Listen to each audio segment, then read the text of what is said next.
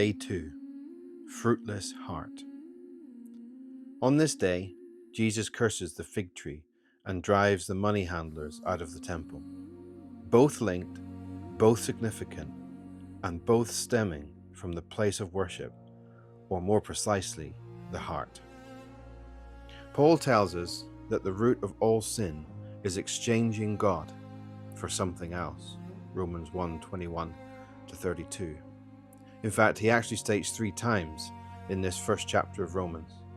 He says the people exchanged the glory of God, verse 23, the truth of God, verse 25, and the knowledge of God, verse 28. Yesterday, we focused on worship, which is an act of the heart, and how it can easily be misplaced. Today, we see the consequences of misplaced worship, which is any worship not directed to God. Jesus sees the fig tree, and we are told that it is in leaf. We find this in Matthew 21:18-22 and Mark 11:12-21. This is important information because generally a fig tree produces leaf and fruit together. No fruit, no leaf, and vice versa. However, Jesus goes over to the fig tree because it was in leaf and was expecting fruit to eat. However, in this case, the tree was in leaf, but no fruit was found. Therefore, Jesus curses the tree, and on their way into Jerusalem the next day, they see that the tree is now withering and dying. This is an image of what is taking place between the 2 fig tree encounters. Sandwiched in between, cursing the tree and seeing it dying, is Jesus' outburst at the temple. You see, the temple rulers, authorities, and the money changers all reflect a fig tree with leaves. What they are doing, at least on the face of it, is custom and even needed.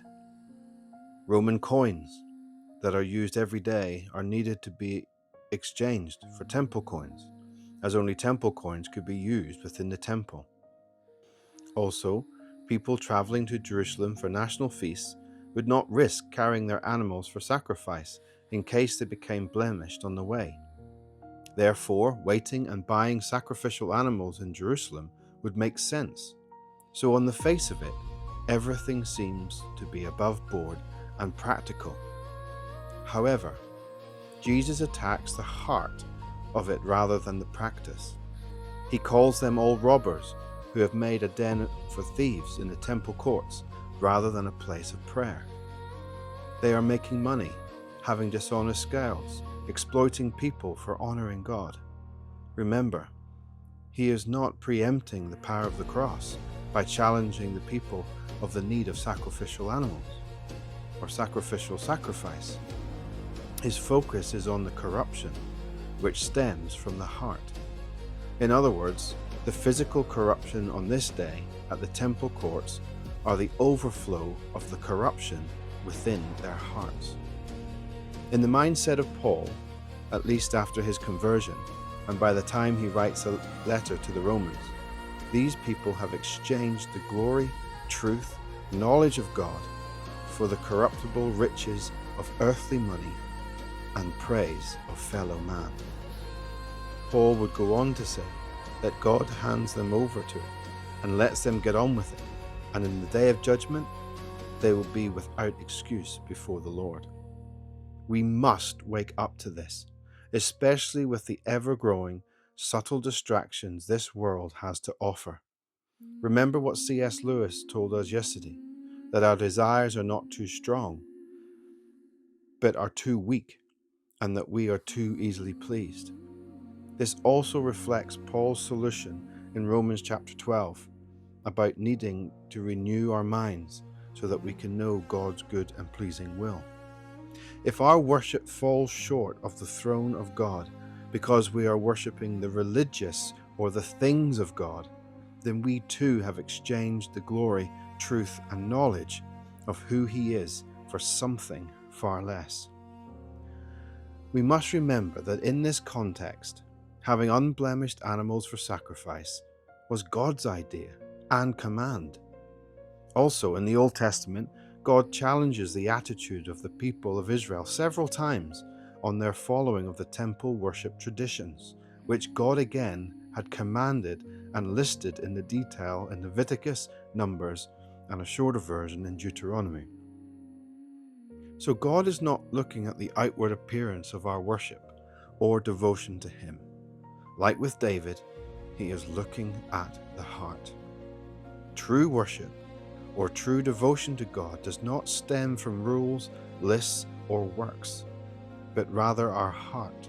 And our heart helps us to connect to the things emotionally and with feelings. Therefore, these money changers and tradesmen in the temple court had emotion and feelings attached to making money and pleasing men. Otherwise, why would they do it? Now, back to us. Is our heart, that is, our emotions and feelings, sold out for Christ above all else? The Bible talks about God being our joy, delight, desire all the time. What God offers us, namely peace, love, joy, kindness, mercy, and grace, are all emotions and feelings that we are to experience, but they always point to God Himself being the source of those things.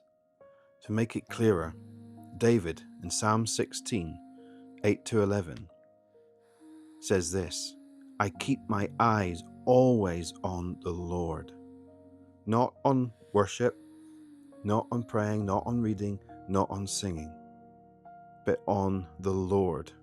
With Him at my right hand, I shall not be shaken. Therefore, so because of that, my heart is glad and my tongue rejoices.